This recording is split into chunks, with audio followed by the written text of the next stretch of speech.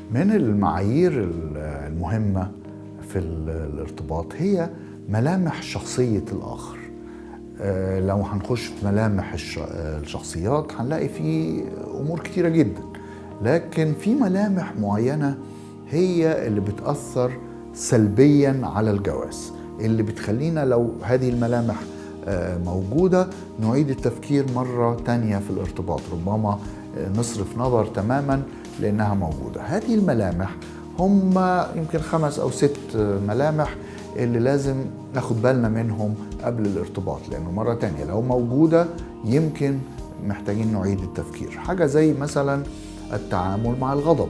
الشخص لما بيغضب، كلنا بنغضب، لكن في بعض الناس حينما أغضب بعدي الخطوط الحمراء، ما بقدرش أسيطر على انفعالاتي. ده خطر للغاية، لأنه الجواز مليان أحداث تؤدي إلى الانفعال. في طبيعي أن يبقى الإنسان بينفعل، لكن بعض الناس حينما ينفعل بيعدي هذه الخطوط الحمراء. وأنا عايز أطمئن إنه شريك الحياة اللي أنا هرتبط بيه أو شريكة الحياة لما بتنفعل عارفة تقف فين، ما بتعديش هذه الخطوط الحمراء. يعني أوقات أنا أوصي البنت مثلا اللي هي تبقى مقبلة على ارتباط وهي حاسة إنه خطيبي عصبي لكن أنا بحتوي عصبيته. لا مش كفاية إنك تحتوي عصبيته، أنت عايزة تشوفي آخره إيه، أنت عايزة تسيبيه ينفعل ونشوف هيوصل، هل هيتوقف عند هذا المستوى ولا لا. في حاجة تاني هي الاستعداد للوصول حلول الوسط. الجواز كله حلول وسط، كله 2 كلاهما ليه إرادة وليه شخصية وليه أفضليات وليه احتياجات.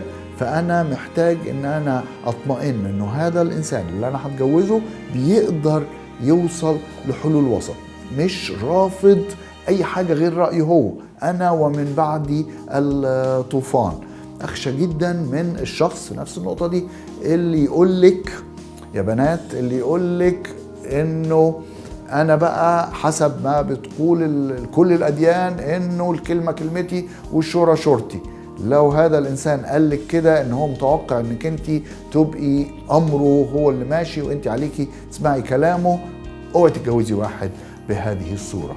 الشخص اللي عنده علاقة اعتمادية، ابن أمه مثلا، أو عنده علاقة اعتمادية، هو وواحد تاني أو حد تاني مستندين كده على بعض، ما يقدروش يبعدوا عن بعض، خطر جدا. الشخص اللعبي بتاع البنات، يعني في ولاد بيبقوا كده وفي بنات بيبقوا كده، الذي لا يكتفي بعلاقة واحدة، لازم يبقى في أكتر من علاقة في حياته. خدي بالك، دي سمة من سمات الشخصية، كثيرا ما تكون سمة مصاحبة ليه العمر كله، مش هيتغير. فإذا لو هو كده بيبقى يمكن جذاب جدا ليكي، لأن هو اختارك غير البنات التانيين فتبقى انت مبسوطة، لكن هذا الإنسان أغلب الظن أنه هو هيستمر. هذه سمات خطيرة في اختيار شريك الحياة.